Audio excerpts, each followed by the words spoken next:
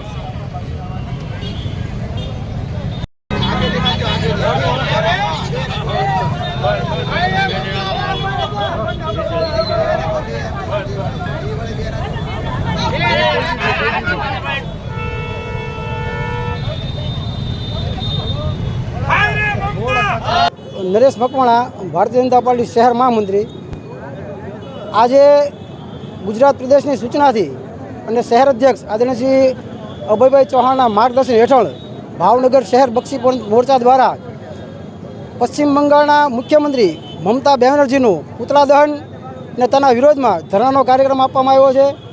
કારણ પશ્ચિમ બંગાળમાં 2011 સુધી 108 જ્ઞાતિનો બક્ષીપંચમાં ઓબીસીમાં સમાવેશ થયેલો હતો। 2011 બાદ મમતા બેનર્જી દ્વારા બીજી 71 જ્ઞાતિનો એમાં ઉમેરો કરવામાં આવ્યો। આ 71 જ્ઞાતિમાં 65 મુસ્લિમ જ્ઞાતિઓ અને 6 હિન્દુ જ્ઞાતિઓનો સમાવેશ કરવામાં આવ્યો છે। આ બંગાળની હાઈકોર્ટમાં કેસ ચાલી જતા માનનીય બંગાળની કોર્ટે આ ચુકાદાને અમાન્ય ગણ્યો છે।